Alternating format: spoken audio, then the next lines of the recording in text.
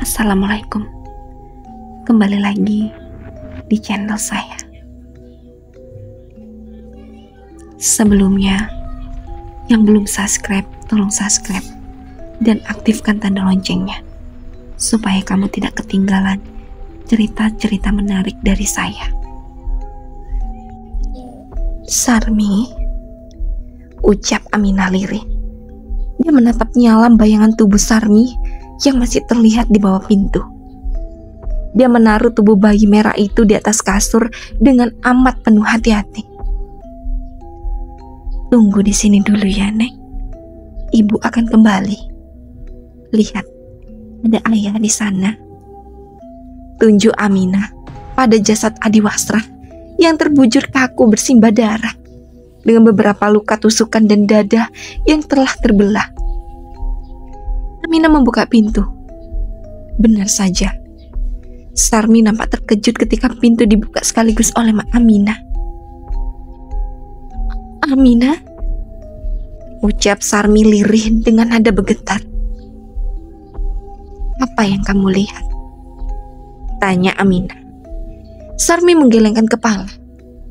Keringat benar-benar membasahi seluruh permukaan wajahnya. Dia tahu siapa Aminah.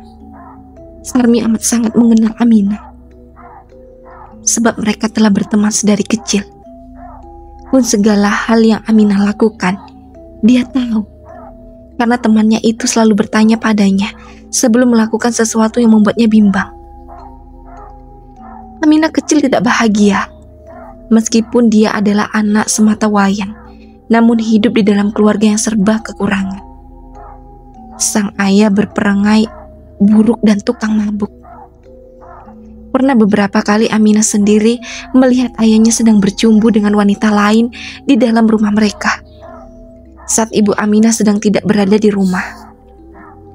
Sementara sang ibu yang sudah putus asa memilih mengakhiri hidupnya dengan menenggak racun tikus. Keluarga mereka terlilit hutang. Sang ibu kerja banting tulang menggarap tanah orang, sementara ayahnya selalu menghabiskan uang untuk berjudi dan mabuk-mabukan. Si juragan tanah menawarkan akan melunasi semua hutang ibu Aminah dan akan memberinya sejumlah uang dengan syarat Aminah harus mau dijadikan istri keenam si juragan. Tanpa berpikir lagi, sang ayah yang memang sudah tidak peduli dengan Aminah mengiyakan tawaran tersebut. Aminah tidak dapat menolak. Sang ibu satu-satunya orang yang amat sangat mencintai dan membelanya sudah tidak ada. Aminah memang cantik. Di usia yang baru menginjak 15 tahun, semua mata yang memandangnya akan terpikat. Tubuh molek Aminah tidak sesuai dengan usianya. Si juragan tanah sebenarnya sudah lama mengincar Aminah, namun sang ibu dengan tegas menolak tawaran tersebut. Hingga akhirnya hasrat si juragan tanah tercapai sepeninggalan ibu Aminah. "Tenang cantik, aku berjanji akan membuatmu bahagia. Hidupmu akan serba berkecukupan," ucap si juragan tanah sesaat setelah ijab kabul di antara keduanya usai. Aminah hanya menangis tanpa bersuara di dalam kamar. Di luar masih banyak orang. Dia tidak ingin membuat kegaduhan. "Beristirahatlah. Aku akan kembali setelah para tamu itu pulang," goda si juragan tanah sembari mengusap pipi putih Aminah. Aminah memalingkan wajahnya. Dia tidak sudi lelaki tua bangkah yang bahkan lebih tua dari ayahnya itu menyentuh tubuhnya. Namun sikap Aminah yang seperti itu malah semakin membuat si juragan tanah penasaran bukan main. Dia terkekeh meninggalkan kamar, meninggalkan Aminah menangis seorang diri. Dia meratapi nasibnya menjadi istri keenam dari seorang lelaki tua yang lebih pantas menjadi ayahnya. Hari-hari Aminah selanjutnya amat kelabu. Memang si juragan tanah selalu mencukupi semua kebutuhannya, namun dirinya bak burung di sangkar emas. Terlebih sikap temperamen si juragan tanah yang sering melakukan kekerasan pada Aminah. Si juragan tanah yang mengunjungi Aminah seminggu sekali. Dan saat bertemu itu, justru kekerasanlah yang Aminah dapatkan. Sementara ayahnya entah pergi kemana meninggalkan Aminah seorang diri. Suatu hari, Aminah tengah duduk di tepi sebuah sungai. Dia memang sering ke sana jika sedang merindukan sang ibu. Karena di tempat itu, dia sering membantu sang ibu memandikan hewan ternak punya orang yang mereka urus. Air mata tidak dapat dibendung lagi. Aminah menangis sejadi-jadinya, membenamkan wajahnya di antara lipatan kedua tangannya di atas lutut, hingga sebuah sentuhan lembut menyentuh pundaknya. Aminah menoleh. Siapa pemilik lengan yang terasa hangat itu? Seorang perempuan tua parubaya, berkebaya hitam lusuh. Rambut yang seluruhnya sudah memutih itu terlihat acak-acakan. Mengerikan. Kesan pertama kali saat Aminah melihat raut wajah nenek tersebut. "Neng, ada apa?" tanya nenek tua itu dengan nada suara seraknya. Aminah hanya menggelengkan kepalanya. Dia tidak bisa sembarangan berbicara pada orang yang tidak dia kenal. Meskipun beban di pundaknya dan perasaan di hatinya menuntut untuk dibagi. "Mak tahu, memang susah hidup, kadang tidak adil," ucap nenek tua itu sembari ikut duduk di sebelah Aminah yang mulai menangis kembali. "Mak gaduh jalan keluarnya buat kamu. Apa kamu mau?" tawar nenek tua itu pada Aminah. Seketika Aminah menoleh pada nenek tua itu. Kedua matanya berbinar, namun ada keraguan di dalam hatinya. Apa dia bisa mempercayai seseorang yang baru saja dia temui? Seolah mengerti dengan isi hati Aminah, si nenek tertawa keras melihat Aminah yang hanya diam tak menjawab. "Ya sudah, pikirkan dulu saja. Yang pasti, Mak bakal membuat hidupmu bahagia, memiliki kekuasaan dan dipandang, berlimpah, harta, dan awet muda. Kalau kamu sudah siap, cari Mak saja ya. Rumah Mak ada di sana. Nama Mak Desima," ucap nenek tua itu sembari menunjuk ke dalam hutan. Aminah hanya mengangguk. Dia akan mempertimbangkan tawaran nenek tersebut. Setelahnya, nenek tua itu menghilang. Aminah yang memang sedang tidak fokus hanya menganggap bahwa Mak Desima pergi tanpa dia ketahui. Sementara Aminah masih duduk di tepian sungai. Hari ini si juragan tanah bagian bergilir padanya.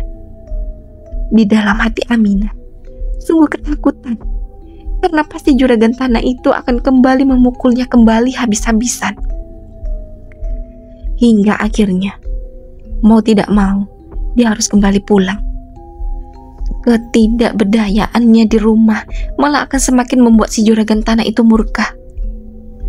Benar saja, belum sampai Aminah di rumah, si juragan tanah itu telah menantinya di ambang pintu sembari kedua tangannya bertolak di pinggang.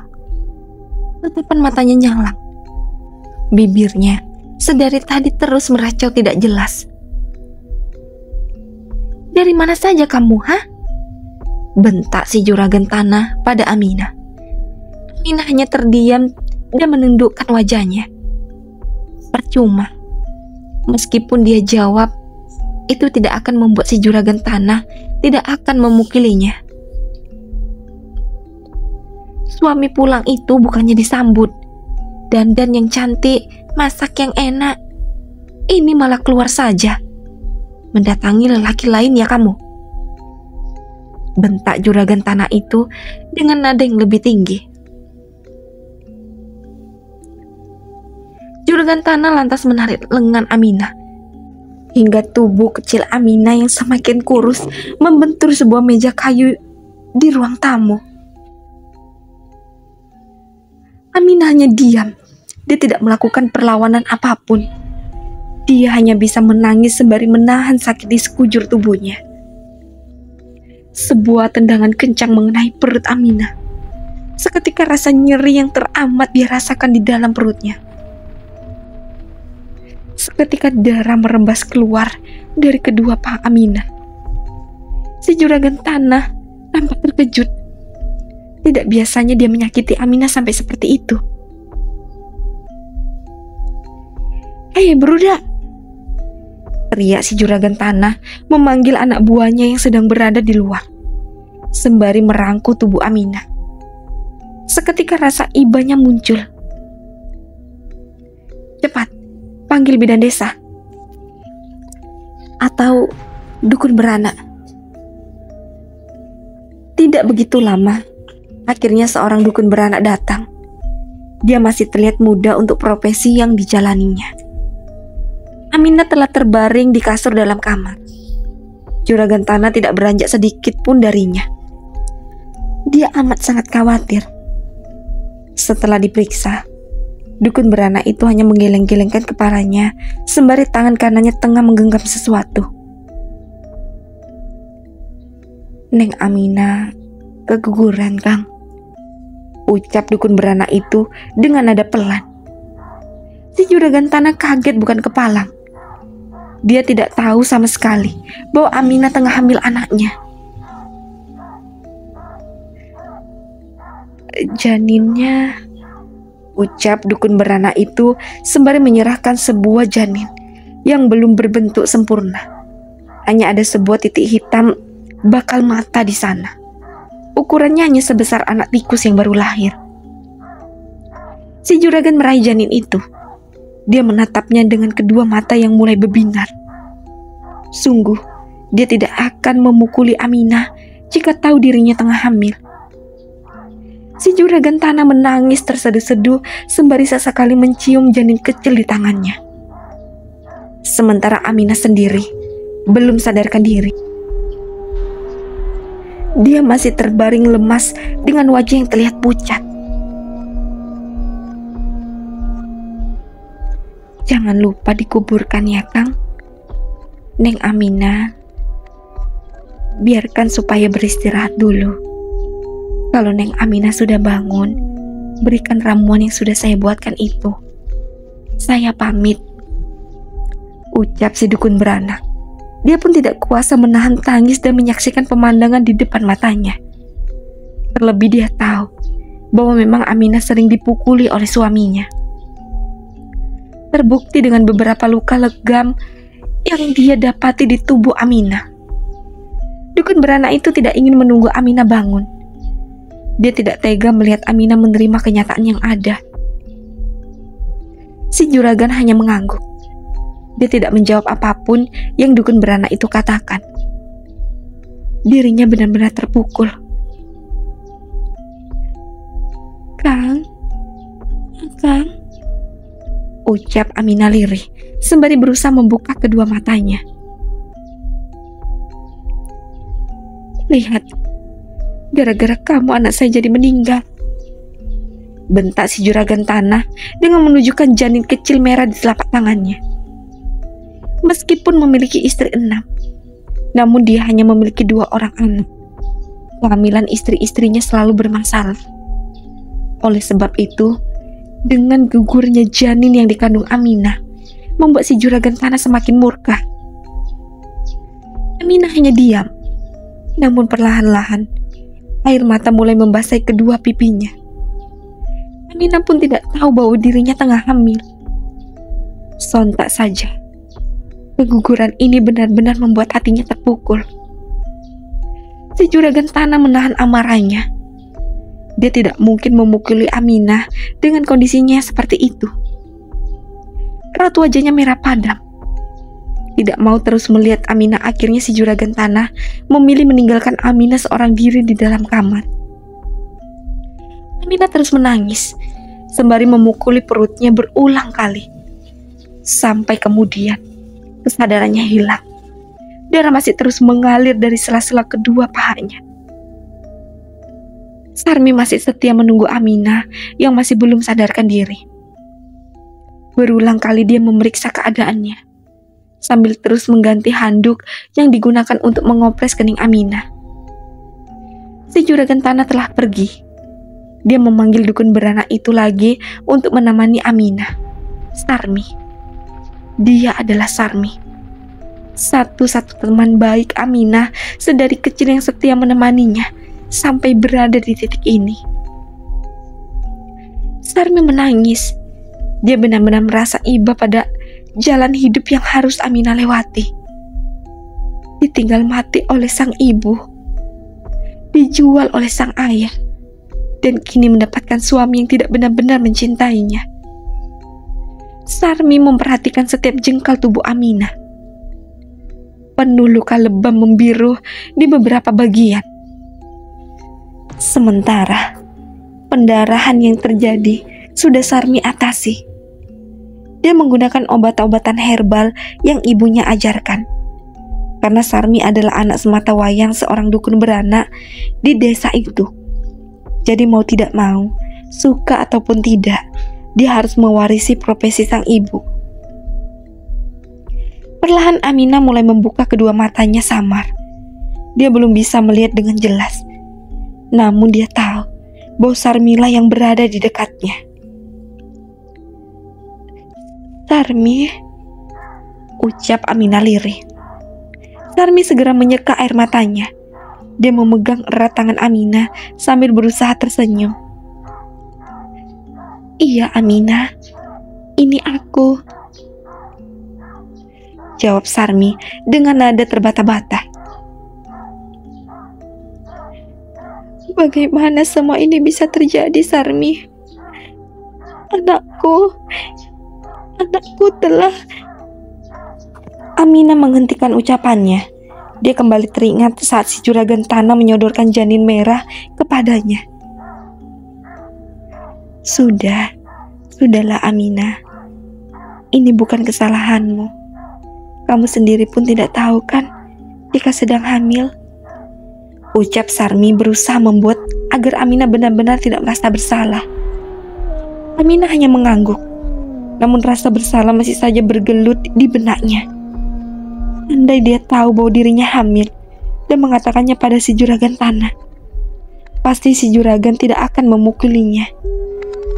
Dan anaknya mungkin masih berada di dalam perutnya dan akan lahir ke dunia. Sarmi, bagaimana keadaanku? Tanya Aminah lirih, sembari menatap dalam sahabatnya itu. Sarmi menahan tangisnya saat membersihkan sisa darah di dalam perut Aminah. Sarmi tidak sengaja menyentuh sesuatu. Setelah diambil, ternyata itu adalah rahim. Rahim Aminah terlepas dari perutnya. Itulah sebab pendarahan Aminah tidak berhenti. Kini Sarmi bimbang. Bagaimana cara menjelaskan pada Aminah bahwa dia sudah tidak memiliki rahim dan tidak akan bisa memiliki anak lagi.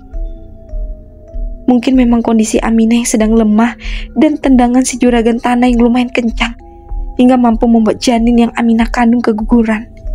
Bahkan Aminah, rahimnya yang dalam keadaan rapuh pun turut terlepas. Sarmi, jawab, bentak Aminah. Dia mencoba duduk dari tidurnya, namun tetap tubuhnya masih amat terasa sakit. Sarmi masih enggan untuk menjawab. Dia menangis dan mencoba memeluk tubuh Aminah. Kamu sembuh dulu ya. Nanti akan aku ceritakan. Ini, minumlah dulu. Sarmi menyodorkan segelas minuman berwarna hitam pekat. Aminah meminumnya. Rasanya pahit, namun ketika cairan itu masuk ke dalam tubuhnya, seketika tubuhnya terasa amat ringan dan hangat. Tidurlah, beristirahatlah dulu, titah Sarmi dengan nada lembut sembari mengusap pipi halus Aminah. Aminah mengangguk. Dia lantas menutup kedua matanya. dia mulai tertidur. Maafkan aku, Aminah. Aku bingung harus bagaimana mengatakannya padamu. Maafkan aku. Rintih Sarmi. Dia tetap berada di samping Aminah. Sejak hari itu, dia berjanji akan terus bersama Aminah dan melindunginya. Cukup lama Aminah tertidur. Dia terbangun dan mendapati Sarmi tertidur di sebelahnya. Kedua mata sahabatnya itu sembab, seperti habis menangis semalaman. Dia melirik sebuah jam yang bertengger di atas lemari kecil di sampingnya. Ternyata sudah jam 2 dini hari. Tubuhnya terasa lebih baik. Memang setiap ramuan yang diberikan oleh Sarmi selalu berpengaruh pada tubuhnya. Sarmi, ucap Aminah pelan. Dia ingin membangunkan sahabatnya itu. Sarmi menyipitkan kedua matanya. Dia tersenyum melihat keadaan Aminah yang jauh lebih baik. Meskipun wajahnya masih amat pucat karena dia kehilangan banyak darah. Aminah, bagaimana keadaanmu? Aku merasa lebih baik. Terima kasih ya, ucap Aminah. Sarmi hanya mengangguk sembari tersenyum. Apa kamu menemui suamiku, Sarmi? Tanya Aminah. Iya, dia yang menyuruhku menemanimu. Karena dia tidak mungkin terus berada di sini, bukan? Jawab Sarmi. Apa dia tidak mengatakan apapun? Tanya Aminah kembali. Sarmi hanya menggelengkan kepalanya. Aku harus menunggu 6 hari lagi untuk bertemu dengannya, ucap Aminah sembari menatap ke langit-langit kamarnya. Kenapa? Bukankah kamu sangat membencinya? Hanya dia satu-satunya orang yang terikat denganku. Mau bagaimanapun dia adalah suamiku, jawab Aminah. Sarmi mengangguk. Dia mengerti bagaimana perasaan Aminah pada si juragan tanah itu. Istri tetaplah seorang istri. Dia butuh perhatian si suami. Seburuk apapun perangai si suami. Kembalilah tidur. Mudah-mudahan besok si juragan tanah itu akan menemui dan menanyakan kabarmu. Aminah mengangguk serta tersenyum. Dia lantas kembali memejamkan kedua matanya. Sinar matahari membangunkan Aminah. Kedua matanya dia mencari Sarmi di dalam kamar, namun tidak dia lihat dimanapun. Aminah berusaha bangun, mencari di mana sahabatnya itu. Namun perutnya masih amat terasa sakit, sehingga dia mengurungkan niatnya. Jangan dulu bangun. Kamu belum bisa berdiri, Aminah. Cegah Sarmi tiba-tiba. Dia menaruh sebuah nampan berisi semangkuk sup dan sepiring nasi. Tidak lupa segelas cairan hitam itu kembali dia sajikan untuk Aminah. Ini, minum dulu. Sarmi menyodorkan segelas cairan itu kembali. Aminah mulai meneguk hingga habis. Sarmi, kamu belum menjawab pertanyaanku, tanya Aminah kepada Sarmi yang mulai akan menyuapinya. Pertanyaan yang mana? Sarmi yang mulai menyuapi sesendok nasi pada Aminah, namun Aminah menggelengkan kepalanya. Dia menolak suapan dari Sarmi. Tentang bagaimana keadaanku. Jawab dulu, baru aku mau makan. Sarmi terdiam. Dia belum siap menjawab pertanyaan dari Aminah. Sarmi, jawab, ucap Aminah dengan nada lebih tinggi. Sarmi menggenggam erat tangan Aminah. Air matanya mulai tumpah. Aminah, maafkan aku. Tapi kamu harus berjanji, apapun yang akan kamu dengar ini tidak akan membuatmu merasa bersedih. Bagaimana? Ucap Sarmi meyakinkan. Aminah hanya mengangguk. Dia tidak mengerti sama sekali kemana arah pembicaraan Sarmi. Aminah, kamu tidak akan pernah memiliki anak karena rahimmu terlepas bersamaan dengan gugurnya bayi dari dalam kandunganmu. Dek. Kamu bohong kan, Sarmi? Desa Aminah. Air matanya mulai bercucuran. Bagaimana ini, Sarmi? Suamiku pasti akan amat murka. Terlebih, aku sudah tidak bisa lagi memberikannya keturunan. Aku pasti akan ditendang dan dibuang olehnya. Ratap Aminah. Dia mulai membayangkan bagaimana nasibnya nanti. Ada apa ini? Tiba-tiba, si juragan tanah datang. Dia mendengar apa yang baru saja dikatakan oleh Aminah. Aminah dan Sarmi kaget bukan kepalang. Keduanya hanya mampu terdiam. Jika tidak salah dengar, kamu tidak bisa punya anak lagi? Tanya si juragan tanah dengan nada tinggi sembari menatap tajam pada Aminah.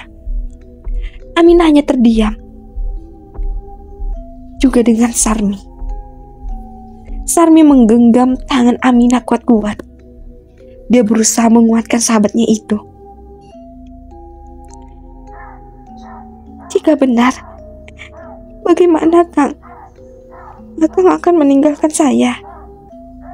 Jawab Aminah sembari menahan tangisnya. Tidak. Paling mencari istri lagi. Tidak ada guna punya istri tidak bisa memberikan anak. Sudah syukur kamu tidak dibuang oleh saya. Ucap si juragan tanah itu. Kemudian dia pergi meninggalkan Aminah dan Sarmi di dalam kamar. Dengar sendiri kan, Sarmi? Suamiku akan mencampakkan diriku. Ucap Aminah dengan nada datar. Dia tidak lagi menangis. Namun raut kesedihan sudah tidak dapat disembunyikan lagi. Sarmi hanya mampu terdiam. Dia bingung harus bagaimana menjawab perkataan Aminah. Dia pun memeluk Aminah hingga akhirnya mereka menangis bersama, menumpahkan segala kesedihan bersama-sama. Hari-hari berikutnya Sarmi memutuskan untuk tinggal bersama Aminah di rumah milik si juragan tanah, rumah jatah bagi para istrinya. Sarmi hanya akan pergi jika ada orang yang membutuhkan bantuannya. Dan benar saja, si juragan tanah sudah tidak lagi mengunjungi Aminah. Namun kebutuhan Aminah selalu dicukupi meskipun tidak sebanyak dulu. Kabar burung beredar. Si juragan tanah telah menikah lagi, sementara 3 orang istrinya yang tidak memiliki anak sudah dia ceraikan. Begitu menurut seseorang yang selalu mengantarkan uang maupun kebutuhan Aminah setiap bulan.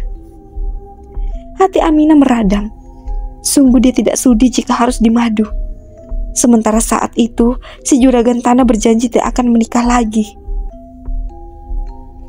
Sarmi, maukah kamu mengantarkan aku ke dalam hutan Lewung Larangan?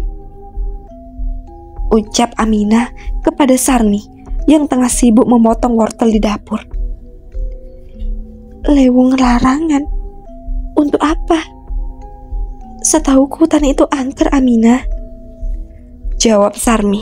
Dia amat terkejut mendengar ucapan Aminah. Hutan Lewung Larangan berada di ujung desa, dekat dengan sungai. Hutan itu terkenal angker. Selain karena belum terjamah oleh warga, konon katanya hutan itu adalah kerajaan Dedemit. Banyak orang yang tersesat di dalam hutan itu dan hanya sedikit dari mereka yang berhasil keluar hutan dengan selamat. Aminah, jawab, hendak apa kamu ke dalam hutan itu? Desak Sarmi. Dia mendekati Aminah yang terdiam di ambang pintu yang menuju ke kebun belakang. Menemui Mak Dasimah. Mak Dasima? Tanya Sarmi mengulang kalimat yang diucapkan oleh Aminah.